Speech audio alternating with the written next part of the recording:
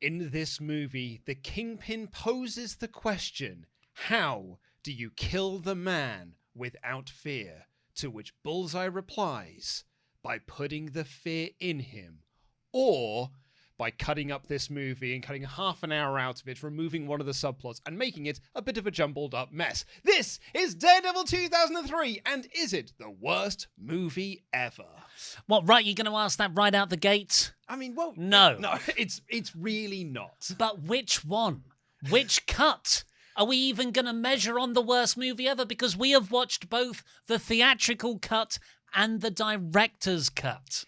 I think we look at this as the theatrical cut. That is the one that probably most people have seen, because the only way you'll have watched the director's cut is if you are a Daredevil super fan, maybe, or just a comic book movie super fan, and you bought the DVD that came out the following year. But the majority of people, if you're just a regular moviegoer, it's probably just the 2003 theatrical cut that's really based around Ben Affleck and Jennifer Garner that you will know. Yes, and it's mostly based around Ben Affleck and Jennifer Garner just immediately having sex, immediately fighting, and then immediately having sex. Well, that's because you've got to, cut half an hour out of this movie, so we've got to just, get straight to the get into it. This is such a fascinating one to dive into, because I don't think I've ever watched.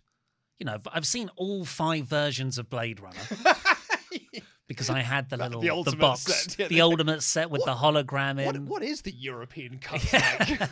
Oh, it's just it with slightly less voiceover. I don't know if this extra release was necessary. Ridley Scott, stop tampering with your movies that were released 30 years ago. Yeah, but I've never watched a theatrical cut and a director's cut so close to each other. Yes, so you can really tell what's been changed, what's been moved around, what's been reshot, what's been totally removed. And it is like in the Craven the Hunter episode, and us 2 reshoot hunters, we found the reshoots. This was like I was going down a mystery investigation into what happened when. Yeah, in this one, we're not really looking for the reshoot. We're looking for the producer notes. Yeah, what's the opposite of a reshoot? It's a recut. It's a recut. It's a recut because they just take some scenes and move them earlier into the film, or just take bits and put them later in the film, or just remove them entirely, or give them just different context around them to plug up some of the gaps that they've created by removing some of the scenes. And the context is so fundamental here. Yeah. But it is genuinely 2 totally different characters of Matt Murdock. What I think is most fascinating about this, and watching it again, because I haven't watched the theatrical cut since I want to say 2004, 2005-ish, because I got the director's cut DVD, and that then became my staple of watching. If I wanted to watch Daredevil, I would watch the director's cut, because it's actually the true vision that the director had for the movie. I don't really want to watch the Tom Rothman cut of the movie. And he was really a visionary, the writer of Jack Frost. Then he would go on to make Ghost Rider. Yeah, and that's pretty much it. Look, I'm gonna defend Mark Steven Johnson quite a bit in this episode. So, if you will, we all like Jack Frost. Yeah, it frequently enters like the top 40 Christmas movies ever. And we are talking about the Michael Keaton Jack Frost, not the horror movie Jack Frost with the killer snowman. Yes, unfortunately, so he did the Keaton one, which was actually supposed to be George Clooney.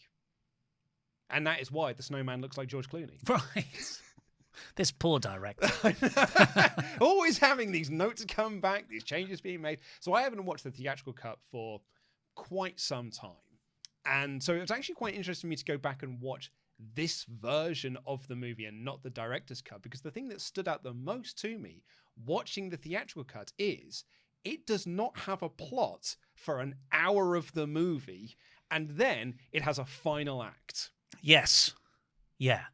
It's nothing happens in that first hour. I mean, okay. You get the origin story, basically. Stuff happens, but there's no driving force behind the movie. And that is because, the main plot of the first hour is Daredevil is looking for the Kingpin. Yes. But the Kingpin really only comes into the movie at the hour mark, because that is when all the dead... And that's when Elektra's dad gets killed. That's when Bullseye has his first attack. And then you go into the final act of the movie.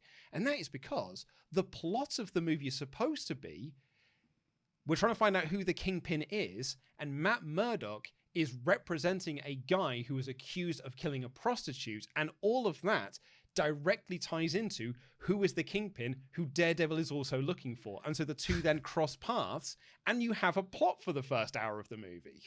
Yeah, and also a lot of building setup work that you would then pay off in the final act, which you don't have in the theatrical cut either. Not particularly, no. However, can I give you my searing hot take?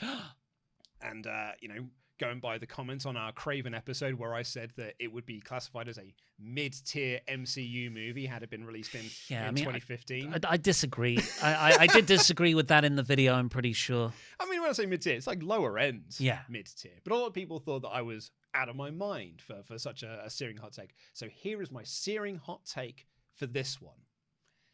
Having now watched 5 years of mediocrity in the MCU, and I would argue actually the last decade of superhero movies, if you include things like what Fox were doing, what Sony were doing, what Warner Brothers were doing, mediocrity of superhero fare. Oh, but what about the Batman, about Across the Spider-Verse? I think some of the best, most innovative films have come very recently. But within all of that, you have 3 Venom movies, you have Madam Web, you've got Batman v Superman, Dawn of Justice, you have Aquaman 2, you have got Wonder Woman 1984, you've got...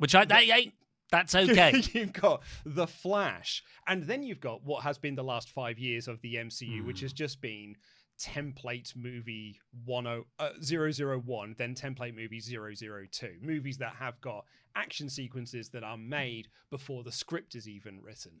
So all of that sort of like... I'm not saying everything is mediocre, but a large portion of mediocrity of the last 10 years, I think this is all right. And you can at least see... No. Do you know what I appreciate about Wait. Which one? The theatrical? Even the theatrical cut. Oh, mate. Like, it's not good. It's absolutely... I'm not saying it's a good movie. It's not good. It is quite rubbish. It's not even quite rubbish. It is rubbish. This is a rubbish movie. I don't dislike it as much as I did in 2003, though, which we'll come on to in a short period of time. But at least when I'm watching this movie, I can see there's a director there that is trying to do something. Like, I can feel a director's fingerprints on this movie, which I don't think you can say for The Eternals or The Marvels or... I mean, I was going to say David Ayer's Suicide Squad, but that is because the Warner Brothers were taking all of his fingerprints off that movie. But that's kind of what I mean. At least I can feel, even with the studio interference that this film has, I can feel Mark Steven Johnson's fingerprints and his attempt to make a movie within the final product. So wait, what's your point? My point is that I would watch this 10 times over the last 5 years of the MCU. Oh, but that includes Shang-Chi. That includes Spider-Man No Way Home. It also includes Guardians 3, which is Guardians 3? A superb movie. But within that, it's Black Widow, it's The Marvels. What's wrong with Black Widow? It's got the Russian way Winston. It's the Eternals. It's She-Hulk. It's Miss Marvel, which actually I thought was totally fine. It's Moon Knight, which is totally fine. These are TV shows, but it's still I enjoy. This film is so 2003. Yes, and how much of that is factoring into your decision? And I was about to say maybe it's just a little bit of nostalgia for 2003, but I was really shocked at myself because I would have said, 10 years ago, 15 years ago, this was my least favorite comic book movie ever made because this is the first movie I very nearly walked out of when I went to see it at the cinema. Is it really? Well, before we get into that and before we get into where it might rank, because we will go through where the rankings are currently, this is just a preview of the full longer review on Patreon. Unfortunately, we can't just make these freely available to everyone. They take too many resources. We've probably spent 2 days cumulatively between us just watching versions of this film and making notes. So please do go over to patreon.com/cutscene where you can get the full however long this review is. We Probably about 3 hours. Could be here for a few hours talking about this movie. Yeah, we're kind of reviewing 2 movies. Well, we kind of have to. Yeah, it's a 2-for-1. Cutscenes Patreon. But we'll do the first 30 minutes here on YouTube. But yes, where we are right now, just in terms of what movies we've seen in this series, Spider-Man 3 is the worst movie. No. I think we said that Morbius was is our the worst movie. Spider-Man 3, I think, is like in the middle of the pack currently. I thought Spider-Man 3 was at the bottom. Was right? disappointing. No, Madam Web is the worst movie. No, I think we had Madam Web because I think what we said was it is the most fun to watch. Why didn't we write it down? We should have written this down. When we get to our next episode, we'll have a proper leaderboard in, and we will firmly establish where things are placed. And maybe we can even do our rankings on that episode there and write down where things are. Okay, so for just currently, Morbius is the worst of it. Morbius is the worst. Then I think it's Spider-Man 3. Then I think it's Craven. Then I think it's Madam Web. Yeah, I think that sounds about right as well, because I think we said that Craven, we actually broadly enjoyed Craven to a degree. But, I mean, that is a movie that has a really good directorial stamp throughout it. You reckon? Yeah. It's a bold... Way more than Daredevil. That is a... Oh! I spent 4 hours talking about how it was a well-directed film. That is a hotter take than I would have said. Would you What, just said that Craven the Hunter is a well-directed movie? It's got really good performances. And it's got great cinematography. This hasn't? Yes! I have seen Colin Farrell do 2 separate supervillain performances over the last week period. Bullseye from 03 Daredevil and The Penguin. I'm going to stop you right there because you are looking at things through very different lenses right there. Colin Farrell doing The Penguin in The Batman and the excellent TV series The Penguin is in this modern era where we are taking things seriously. Yeah. This is 2003. This isn't even pre-Iron Man. This is like the formation of the MCU. But Happy's in it. I think that was a couple of years later.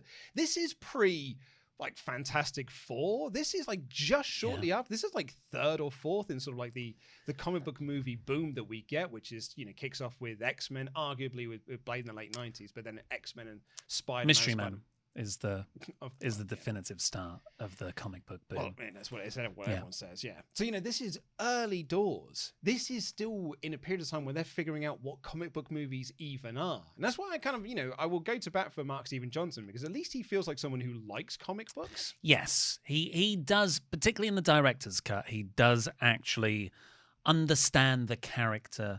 I'm just going to give you a sort of view of where we are. Of course, we have the Batman movies, Batman Returns, Batman and Robin. Yeah. They're in the 90s. Will we say like Batman and Robin is what sort of, or is it Batman Forever? Batman and Robin, which is 97. That is, I mean, not only it kills Batman, but it kind of kills the mainstream appeal of comic book movies. And I think this is where I kind of draw a little bit of a line with people saying that Blade is the first... Like, that's the start of the comic book movie boom. Because I did argue that it's not, because that is not a huge mainstream success. It was a success, but it was also really kind of an independent movie made by New Line Cinema.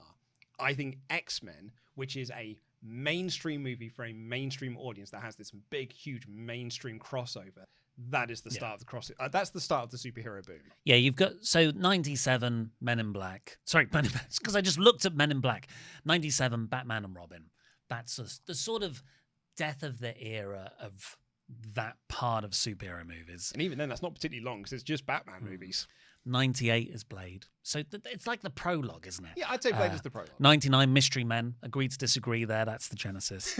And then in 2000, we get X-Men. Yeah. And then in 2002, we get Blade 2. We get the first Spider-Man movie. Excellent movies, both of those. My mind cannot compute that there is a 2-year gap between X-Men and Spider-Man. I still, to this day, boggles my mind. And then the next movie in that sort of big release Marvel or DC character basis is 2003's Daredevil. Yeah. That comes before Hulk. That comes before X-Men 2. Yeah. It's so early in the superhero genre that And that is why I will go to. I'm not going to defend Colin Farrell's performance as Bullseye in this because it is not good and it is insane as a performance. But they didn't know. They didn't know they didn't know how to make a comic book movie or to do a character X-Men. like.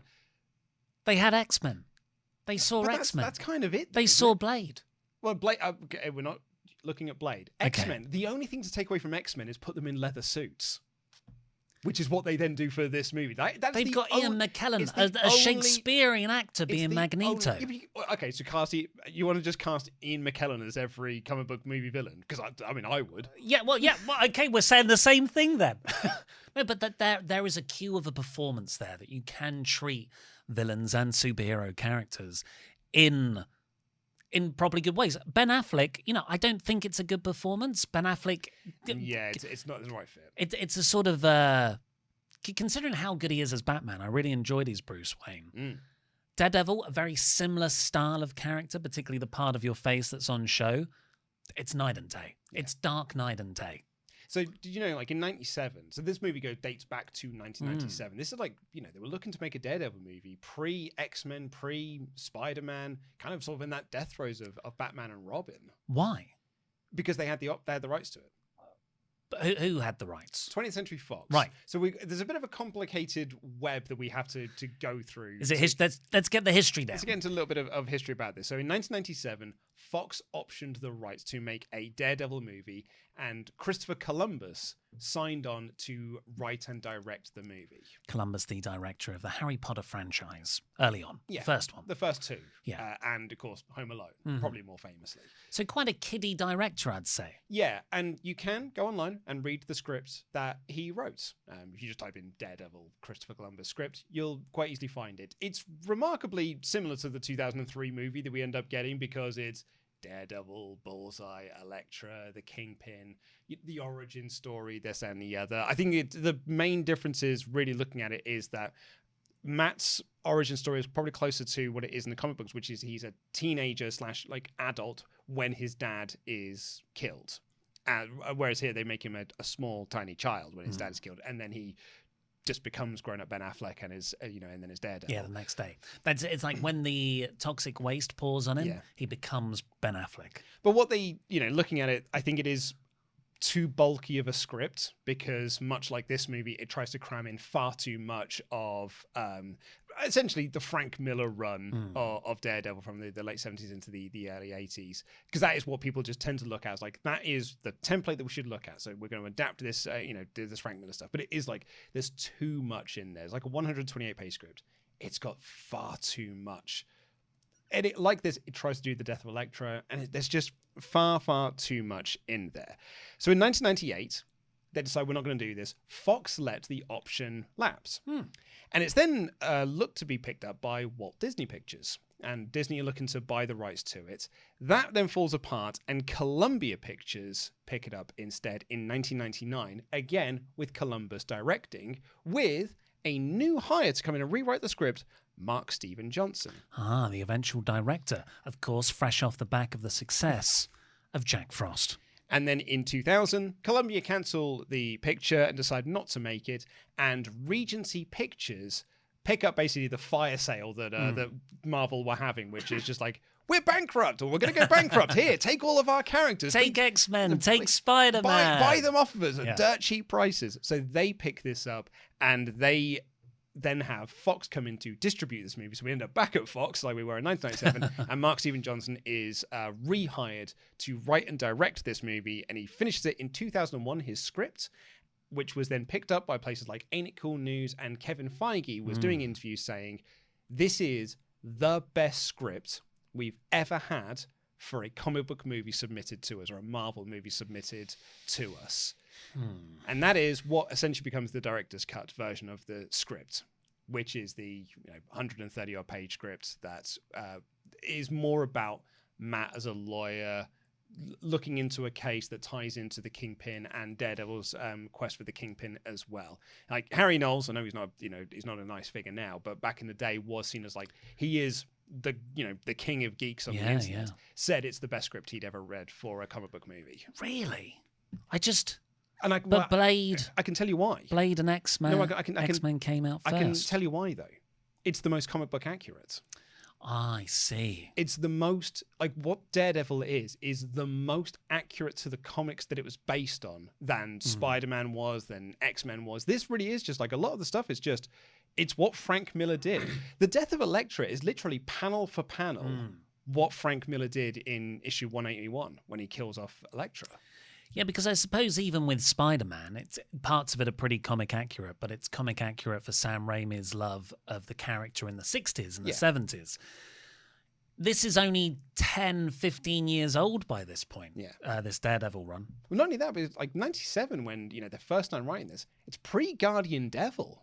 It's in 99 the Guardian Devil comes out and this whole new wave of Daredevil. That's Kevin Smith's run. That was my first Daredevil story. It's a lot of people's, like it's for me as well. So because when I was growing up reading comic books, like I would read Daredevil comics, I thought they were fine, but I fell in love with the character through Guardian Devil. And it was through Guardian Devil that I then went back and I read Frank Miller's run on it, which is, it's the iconic run. Right? Like Frank Miller is the guy who establishes all of the Daredevil lore that we know now. Like he introduces the hand, stick. He brings in Kingpin to be like the big main antagonist. He completely reinvents Bullseye. He brings in Elektra. He brings in the Punisher to be like the tonal morality opposite of what Daredevil is of their approach to being a vigilante.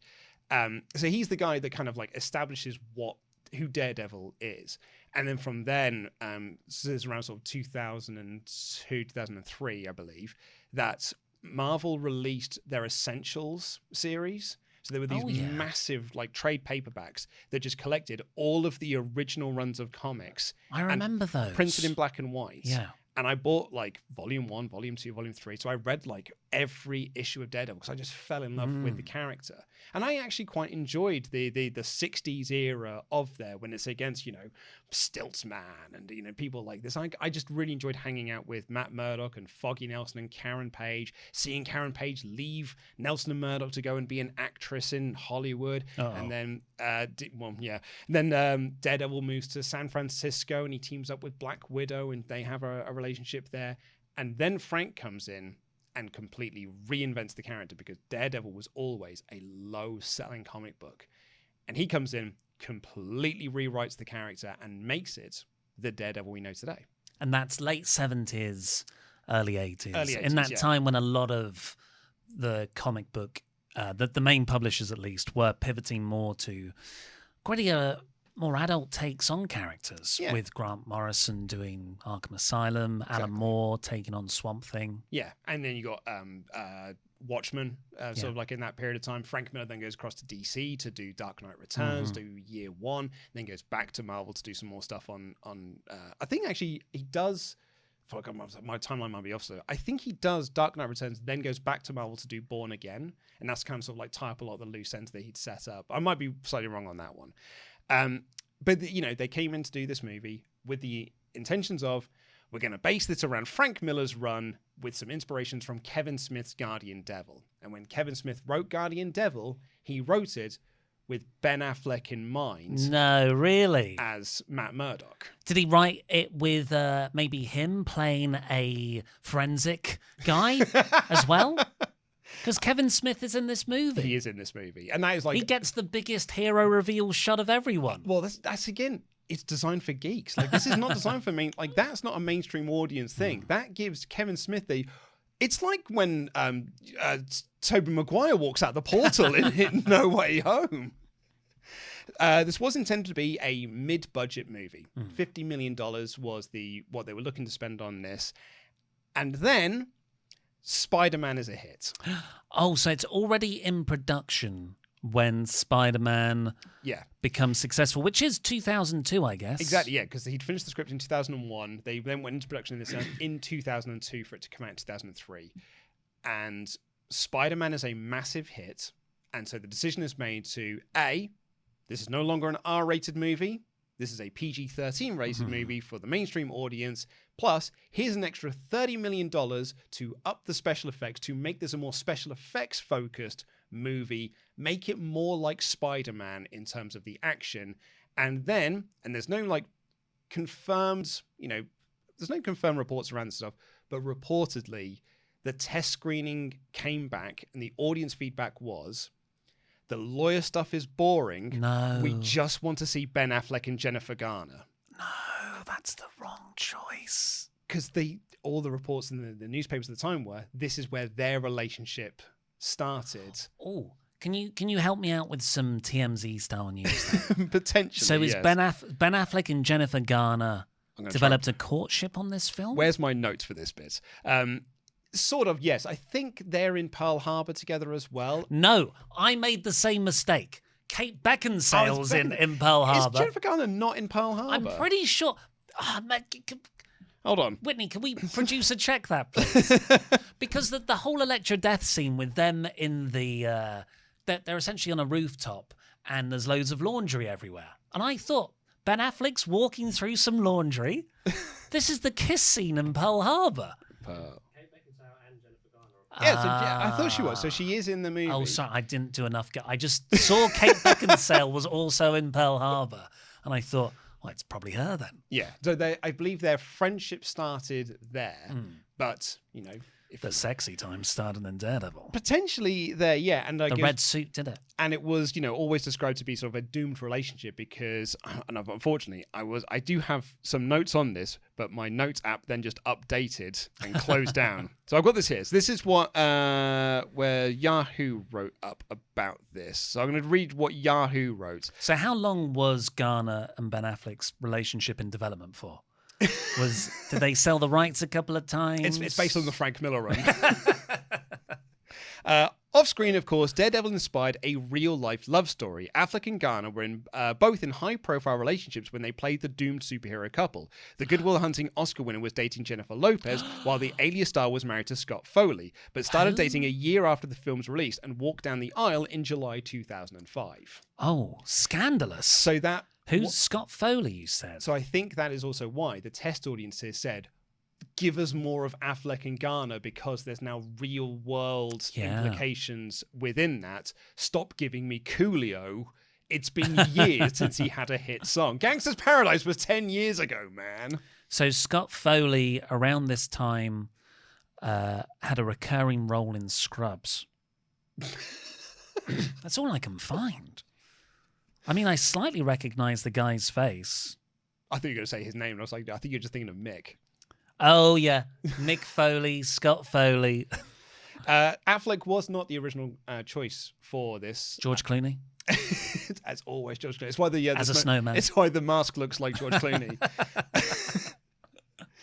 Edward Norton was potentially in line. You kidding? Yeah, Ed Norton was in line to play this role. Matt Damon reportedly was also in line to play Oh, that's got a sting. But it was Kevin Smith's influence on Guardian Devil that kind of led them down the Ben Affleck route, because Kevin Smith, pretty much at this time, if Kevin Smith is writing a character, he's writing it with Ben Affleck in mind, whether that's on the silver screen or on a comic book page. Look, and we all like Ben Affleck now. In fact, we've liked Ben Affleck for a long time. He once made that pretty decent movie called Argo.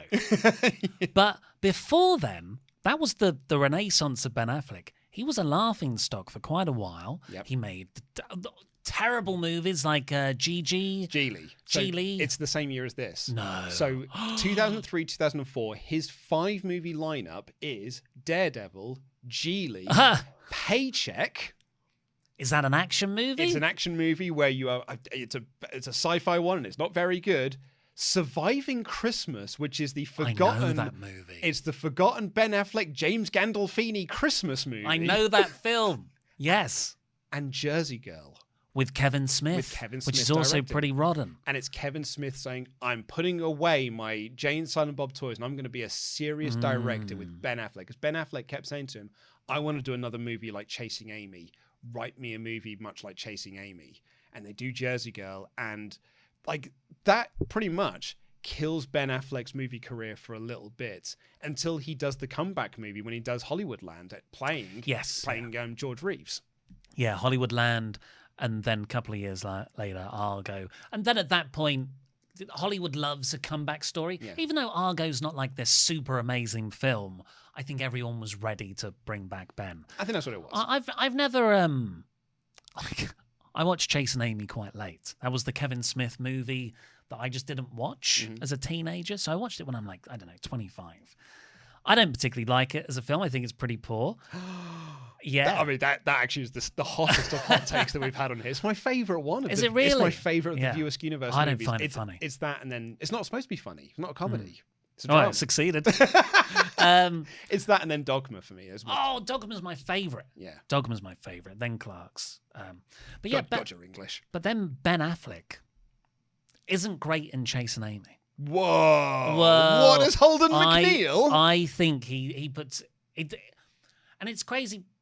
He's okay in Good Will Hunting. I don't think he's a good actor on screen for about 15 years. I don't know. Have you seen Armageddon? I don't think he's a good actor on screen for about 15 years. Have you seen Pearl Harbor? Like, he's just mostly acting with his mouth open. Yeah, and his chin. He's got a bit of a dumb face. And I struggle to get past that. But now I think he's grown into the dumb face, and the dumb face has aged and got wise, and he's great. Mm-hmm. Like, he's a really good actor now. He's a very good Bruce Wayne. He's a very good Bruce Wayne in bad DC movies. Yeah. It's when he's late because he was doing that awful fight scene with Elektra. He's now at the court horse. The court horse. Is that another villain from Yep. Daredevil's back catalog? The court horse has attacked the courthouse. The court horse. Is he innocent? Nay.